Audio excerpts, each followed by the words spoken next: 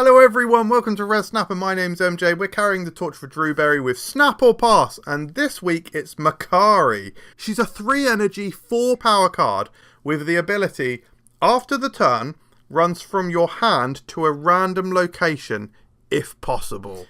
Is she any good? We're going to find out in this video. We're going to talk about the mechanics, everything about what she can do, why she sucks so bloody bad. That's what some people are saying. Do I agree? Who knows? That's the whole point of this video. We're also going to have some very interesting deck ideas for you. And we're ultimately going to answer the question, snap or pass. Right, I need to pause the video here because Makkari has been updated. She's now a 3/4. And I didn't have time to refilm this entire video. So I just wanted to say a quick few words about her. What I think as a 3/4. Doesn't massively change how I feel. So the rest of this video is still completely fine. I don't really reference the 3 power much.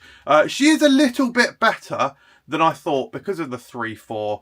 But all of the problems I'm going to talk about in this video and whether she's ultimately a snap or pass hasn't changed my opinion on. So I hope you enjoy the rest of this video. And yeah, I'm on the way to France and Belgium. That's why I couldn't refilm this. But I hope you enjoy it.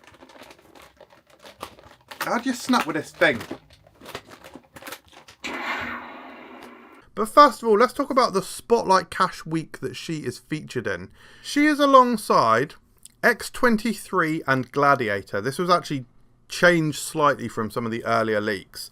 So, in terms of the value here, you've got Gladiator, who has recently come down from a Series 5 to a Series 4. So, there may be quite a lot of people who still don't have him. So, it's not, not the worst Series 4 to get. And X23 is still a Series 5. She's been Series 5 for a long time. So yeah, in terms of value, this is certainly not the worst week by any means. I think the Gladiator is very good. If you like mill decks, I think that's personally my favourite home for Gladiator is there. And X23 is an absolute staple in Destroy. So yeah, not a bad Spotlight week from that perspective, but it all comes down to Makkari. Is Makkari herself any good? Let's find out. Makkari places herself after your turn. So there's quite a lot of locations that she won't benefit from if she happens to come down on a specific turn. So for example, Stark Tower. If you've got Makkari in your hand on turn 5, goddamn, sometimes you'll be better off just playing Makkari out of your hand. That is, of course, the next point, is that she won't count as a played card unless you do play her. So that can be to note in some situations, like maybe you're about to play Blink. Remember that Blink isn't going to swap out Makkari. Probably ever. Not least because you're not playing them in the same deck. She can get into locations that you wouldn't normally be able to get into, like Sanctum Sanctorum. So that's good. But on the bad side, she can also block a location. So she is spicy. Now let's talk about some specific pros with Makkari. There's a short list. No, she's free power. Yeah, what's bad about having a free power? Maybe nothing. Maybe that's good. Makkari and M'Baku are going to feel absolutely cracked together. I think that is going to be the new combo to beat. Is going to be Makkari and M'Baku. It's a free 5 power. It's unbelievable. I'm actually being sarcastic. And yeah, that was probably obvious. No, let's talk about an actual proper potential pro. She might be alright if you're drawing a lot of cards. Maybe you're playing Crystal and Adam Warlock. Oh, I'm doing my best here, guys. I'm doing my best to think of the pros, and it's tough. Like, let me know in the comments below if I'm missing something here, but Makkari does not seem like the best here.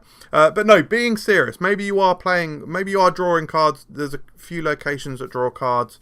Maybe you do have Crystal in your deck. Crystal is a 3 energy, 3 power card. She works with Silver Surfer.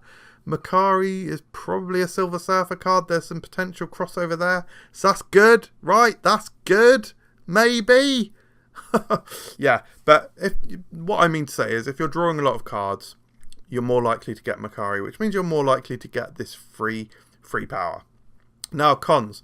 The lack of control may be frustrating. This is going to be especially frustrating if you're playing against a clog deck.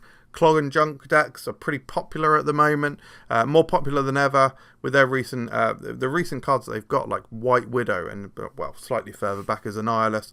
but they are better than ever. They are more popular than ever. So Makkari is going to screw you. And one of her biggest synergies is a Surfer deck. However, she won't benefit from Silver Surfer herself if you draw Makkari on the final turn of the game. Because she gets dropped into or runs to the location at the end of your turn, it means it's after Silver Surfer is triggered. So you're losing out on a little bit of power. But the slight flip side of that is that it's pretty unlikely that you're going to draw Makkari on the final turn of the game. It's like a 1 in 12. It's not going to happen, hopefully. And the final con is she's pure garbage. Now, let's talk about her counters. Well, I guess one good thing about her is that she doesn't really have many counters. I mean, Professor X is a counter. Especially if they're playing Professor X, they might be playing Sunspot. No, not Sunspot. Cannonball. I always get those two confused. They might be playing Cannonball as well. So if your Makkari's coming down, filling up another location, oof, might spell bad news for you. But yeah, in terms of other counters, she doesn't really have any, to be fair. So that's actually good. Like she may not be the best card herself, but at least she doesn't have many counters.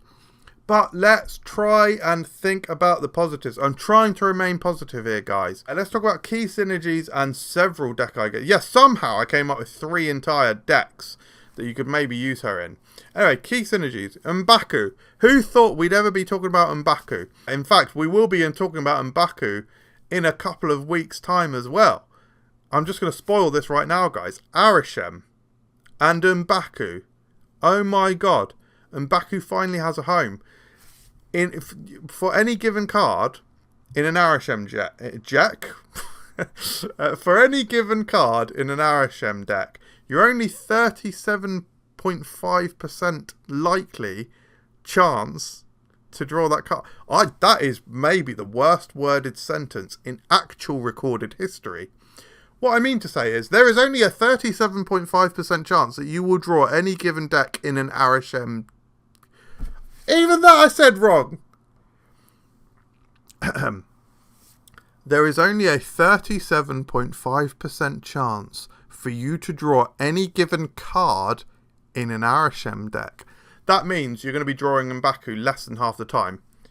I mean, we all know M'Baku is going to be in your opening hand. Anyway, let's talk about that in another few weeks. I just want to talk about something more interesting than Makkari.